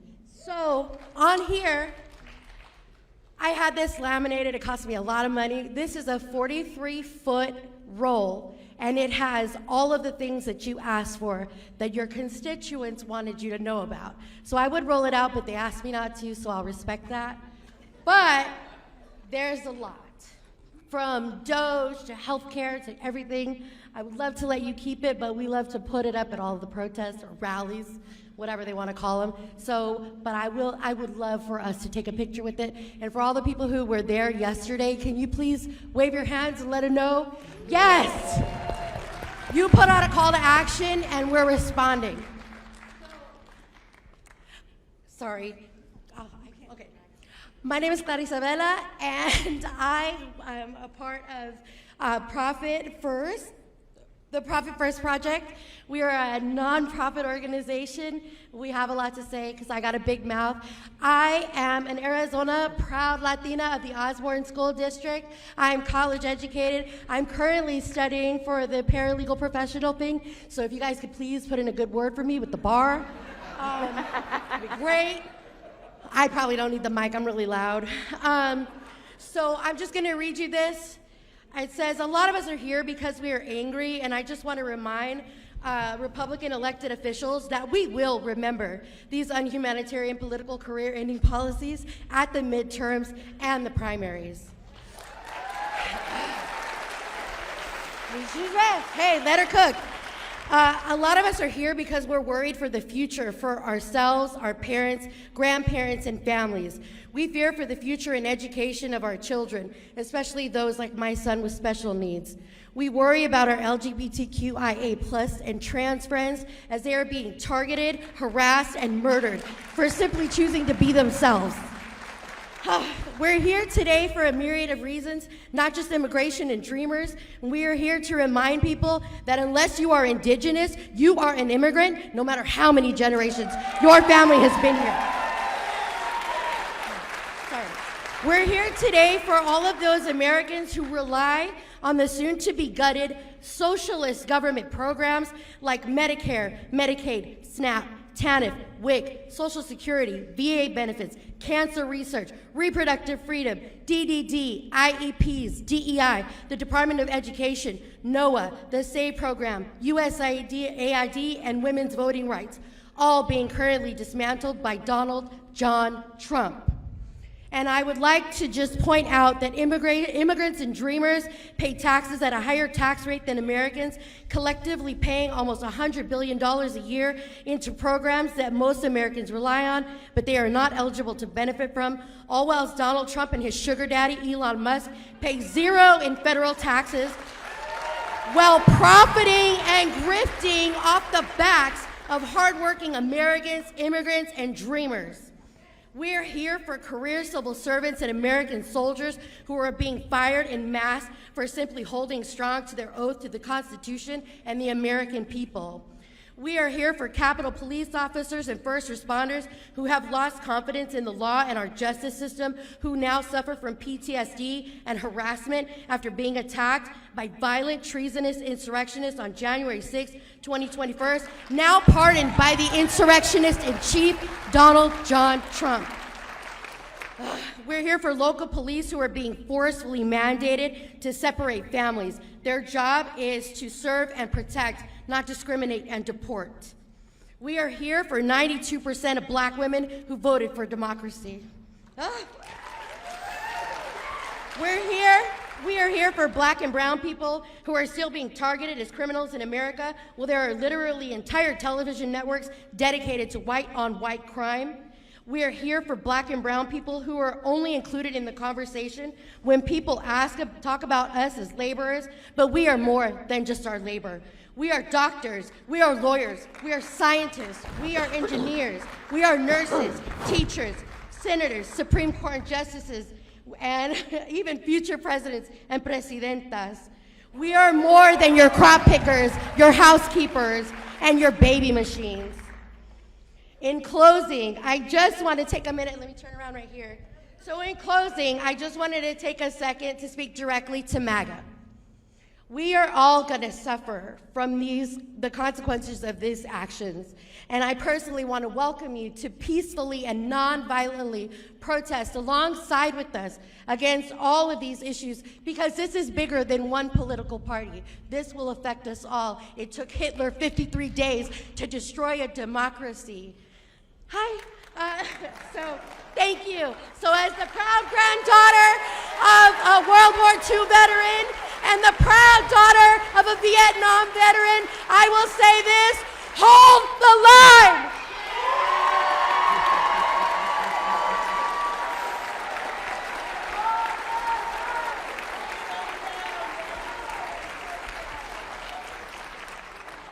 All right, well, that's going to be hard to follow, but we have, is it Erica Mock, Diane Rodriguez, and then Kyle Ron.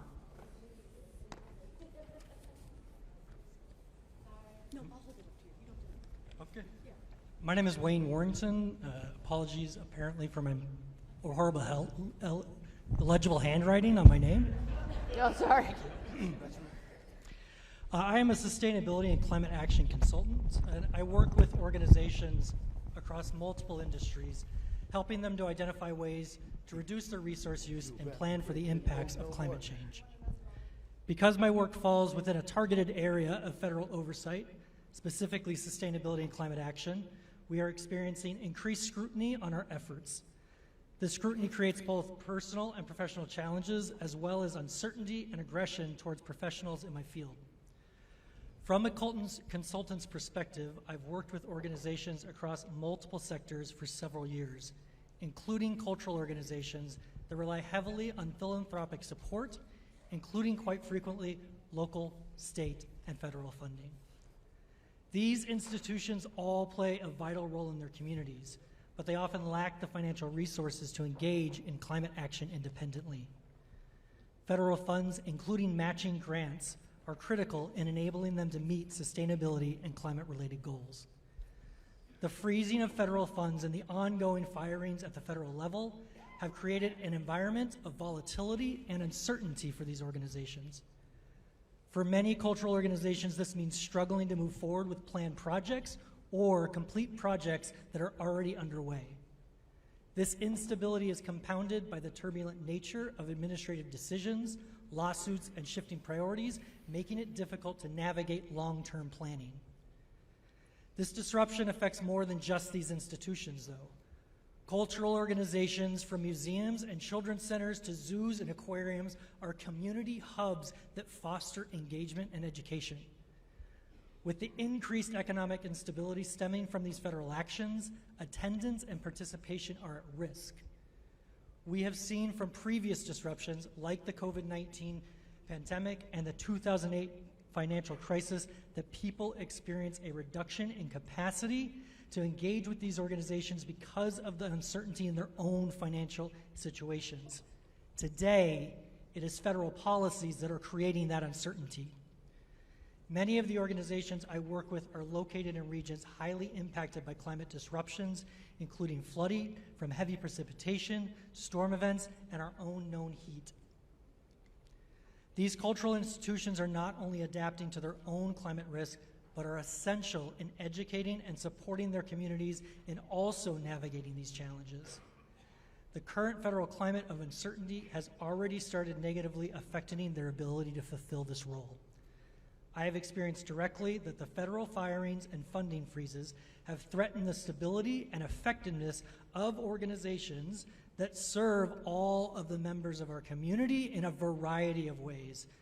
I applaud your efforts in listening to public experiences and urge you to continue sharing the real impacts of these federal filings and funding freezes. Thank you. Thank you.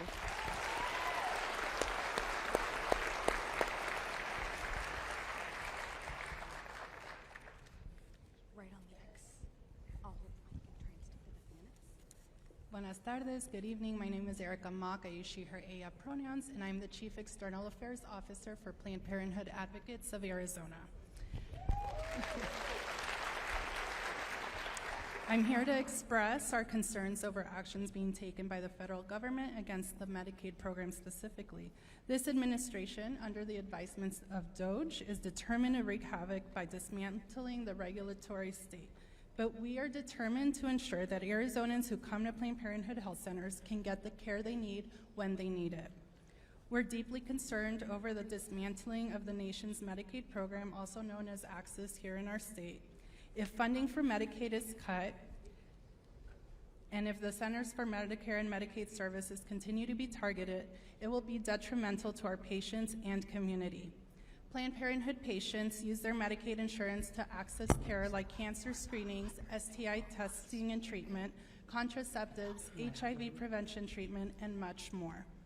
According to the Center for American Progress, the proposed cuts would translate to nearly $19 billion in Medicaid cuts here in Arizona over a 9-year period. This means that our Medicaid and CHIP enrollment would be reduced for at least 528,000 Arizonans. Many of these are people who rely on Planned Parenthood for their health care and would have nowhere else to turn. Our 7 health centers across the state primarily serve women, people with low income, Black, Latinx, and Indigenous communities, LGBTQ+ people, and others who are already facing multiple barriers to accessing care. Many of our patients have insurance through Medicaid and other federal and state programs for uninsured and underinsured people. If funding to Medicaid is slashed and if CMS is shuttered, the lives of the most vulnerable will continue to be put at risk. We're a trusted partner in the communities we serve. These federal actions are an attempt to continue breaking the healthcare system as a whole, instead of working to expand access to essential and life-saving care. By cutting Medicaid along with other resources, we'll only continue to deny Arizonans and millions of Americans the care they need. It will lead to further reduced access to contraceptives, cause spikes in STIs, and further exacerbate the Black maternal mortality crisis we're seeing, just to name a few things. Public officials are supposed to help the communities they serve, but instead the federal government is working to deny millions of people access to essential life-saving health care. We urge you to continue taking actions to ensure that the American people can have their access to health care protected. Thank you for your time and your continued support. Thank you. Thank you.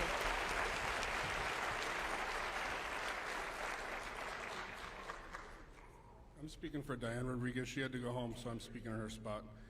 How many of y'all like to go to the airport and wait in the long TSA lines? Well, if it keeps going this way, it's only going to get worse. My name is Jeff Thiemann. I've been a proud TSA employee for 22 and a half years.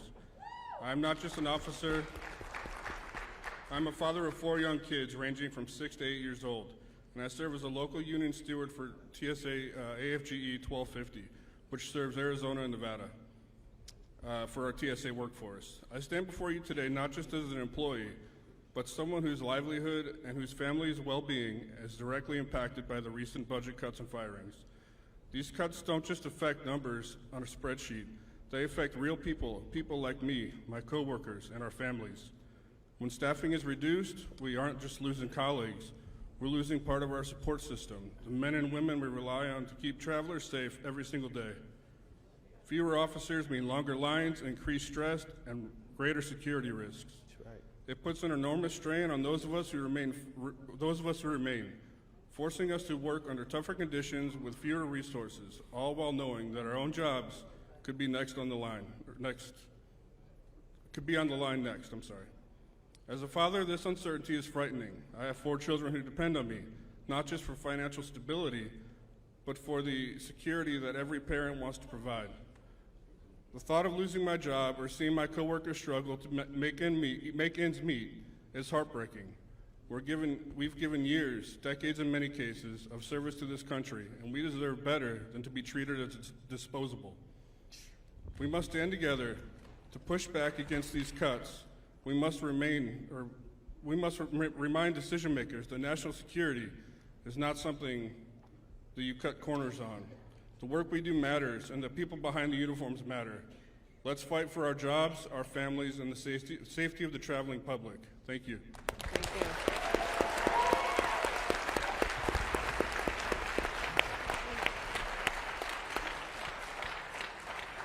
So my name is Kyle Ron. Paula kind of introduced my story back there, and I actually just got back from D.C. last night as Senator Gallego's guest for the joint address. Right. So I don't really need to go into my backstory or why I'm here. There's something I would like to talk about. Last night I heard it in person of, this is the end of unelected bureaucrats, and I'm pretty sure that DOGE is an unelected bureaucrat. But I think we're kind of missing a lot of things with our cascading impacts. I think we've identified it here tonight. My focus is national security, but I think we're identifying all these cascading impacts through all these different programs, grants, everything like that. I appreciate what you guys are doing. I just hope that we can kind of all come together and figure out a way forward. I think these cuts can be done in an efficient, thoughtful way. It doesn't have to be done with a sledgehammer. I appreciate what you're doing. Thank you, everybody, for being here and supporting everybody as they go through this. For the federal employees that are here, I appreciate your work. You're not alone, so thank you. I didn't have anything prepared. I literally just got in town, so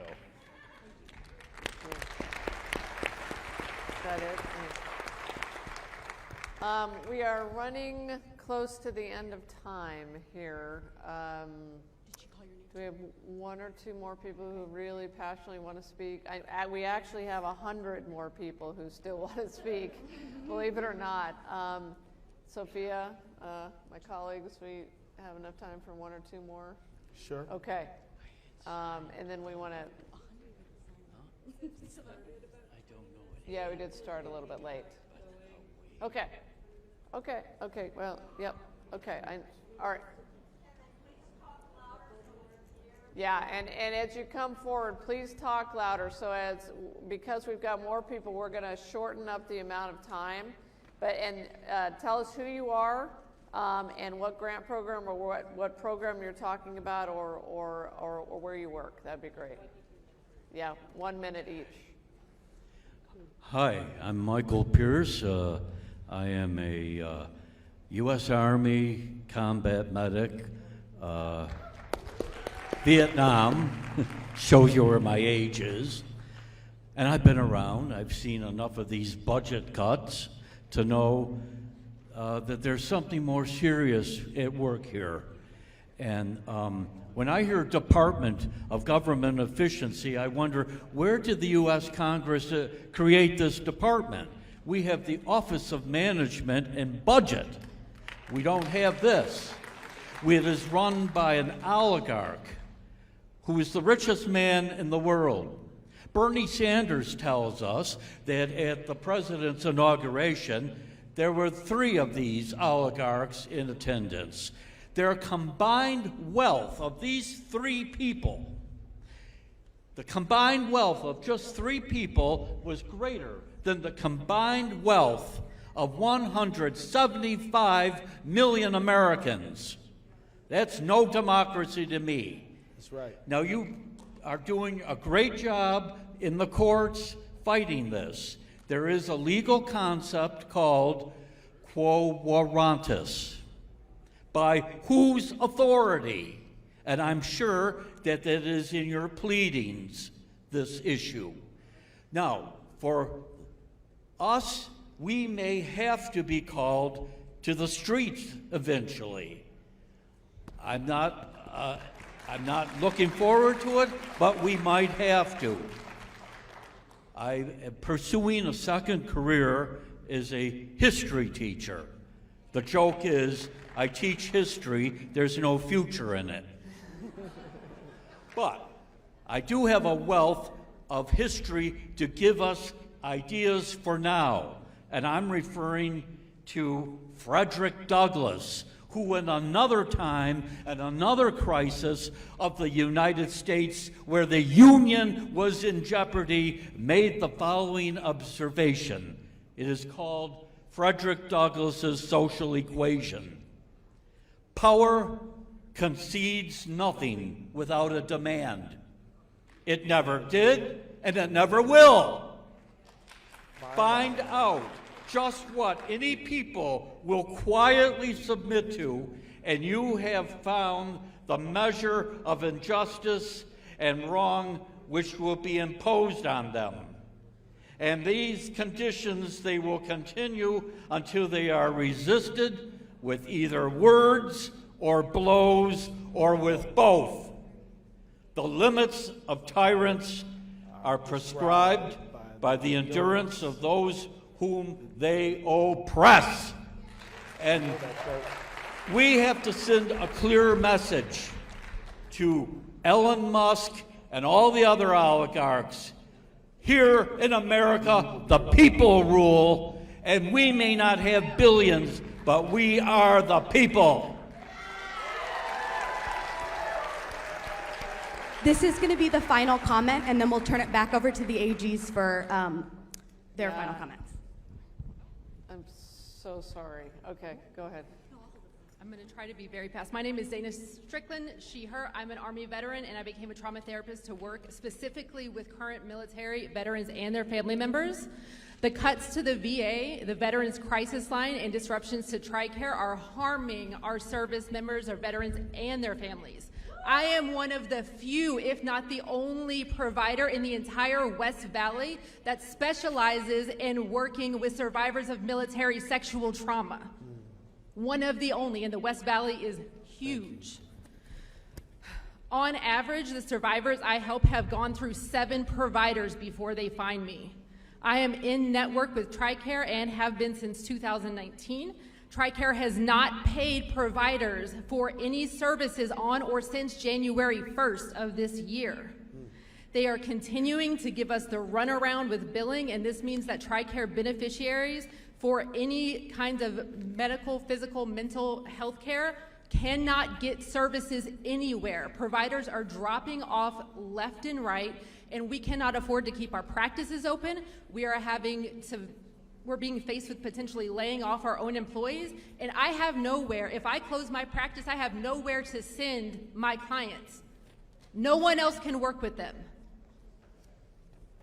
What are they going to do? So we're probably all familiar with the statistic, the underestimated statistic of the 22 a day. Way too many. 1 is too many.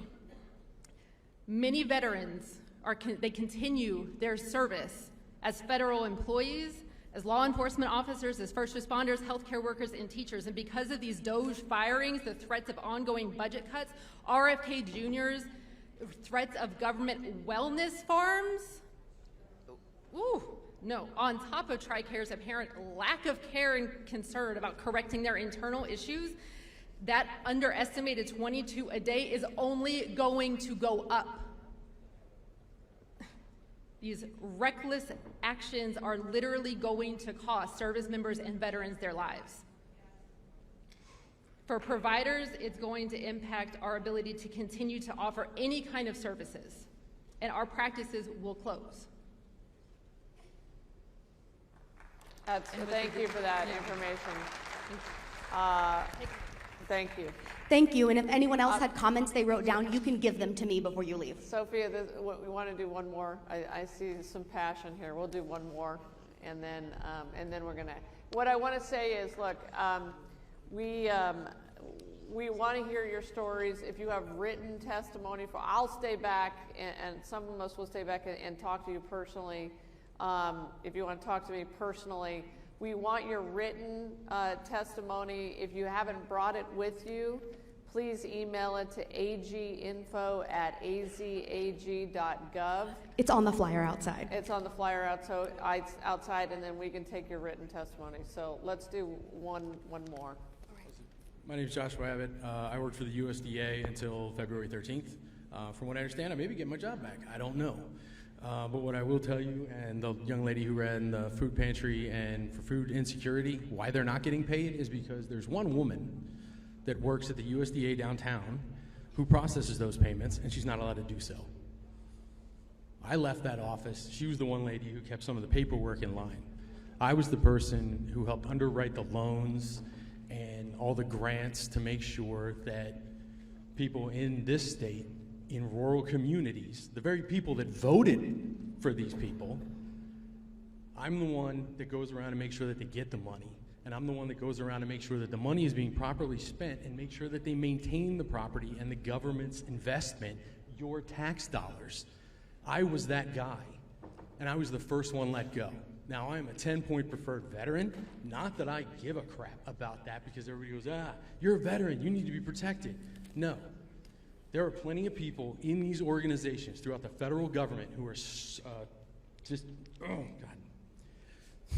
sorry. They're civil servants that have dedicated their lives to these things. And excuse the parlance, but they're getting shit on right now, and it's crap. Absolute garbage. They turn around and they do this. Now again, I've only been there for 10 months, and I learned on the fly, thanks to plenty of education that the government provided me through GI Bills and all kinds of other things, right? And I got most of my education here in Arizona from Embry-Riddle, ASU Law, and Thunderbird School of Global Management. That's where I learned all these things that are gonna help me succeed in this particular arena. I spent 10 years almost in the United States Army, serving this country. Now, with those degrees, I could easily make 6 figures plus, but I didn't do that. I went back into public service. Chris, we met before because I was running an LD27 for the state Senate seat, and I decided that when this job was offered to me, I could help rural Arizonans more by taking this job than I could by just serving the people of Peoria. And I regret that now. Honest to God. And these are the same cuts that are going to hit either one of your states. AG in New Mexico, I work with your state engineer because he covers 2 states right now.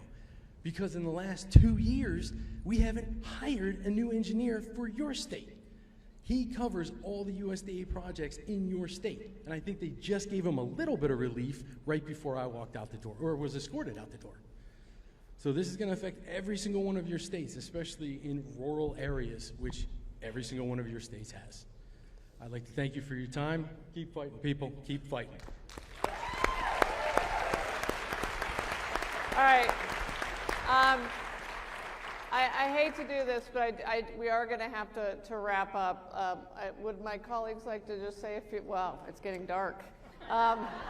That's apparently a clear sign. But Keith, do you want to start? All I want to say, friends, it's been a tremendous honor for me to listen to you. Trust that we will be back here, all over Arizona, all over this country. We have another town hall like this coming up in Minnesota on March 20th. We got another one coming up in April 16th. We are listening to the American people, and the information you're supplying to us is indispensable to the fight we're waging in the courts. But we need you to win that fight of the court of public opinion. Thank you all very much.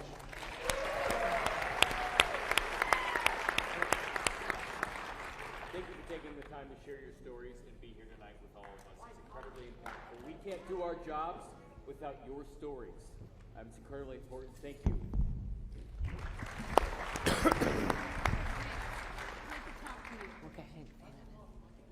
So one thing came through for me tonight, and that's not just that Donald Trump and Elon Musk are violating the Constitution and they're degrading people that have committed themselves to public service. They've broken their word to the American people. They have given their word to farmers, to doctors, to people who are doing good, honorable, and decent work in this community and all over this country. And we believe in this country, in America, in honoring our word. And if Donald Trump can't find his way to doing that on his own, we will drag him into court and make sure he honors his word.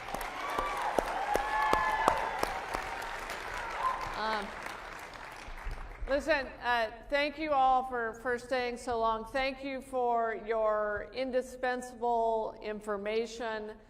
You saw us taking notes. We have recorded this. This was the first Attorney General Town Hall. You were the first of many across this country. And I want you to know, as we end tonight, I know, we heard so many terrible stories and stories of grief and hardship on Arizona families, and this is happening across this country. But I want you to know something, that these AGs, all 23 of us, are working our hearts out, for you and to protect this country and to make sure that future generations can enjoy what we have enjoyed. And I want to give you a couple of details. We meet, all 23 attorneys general meet every single day together by Zoom. And we are working, our lawyers are working their hearts out day and night, sometimes throughout the night and on the weekends on these lawsuits. We are up to, I think, 7 guys, lawsuits? At least 7 lawsuits. There will probably be one more this week, and there will be more after that, as long as Donald Trump and Elon Musk and DOGE continue to violate the United States Constitution. Thank you so much for being here. We appreciate you. Thank you. Yeah, I guess so. These people want to talk about it. Hi, guys. Will you please take this and will you Yes. please contact me? Yes, I'm an absolutely. extreme victim.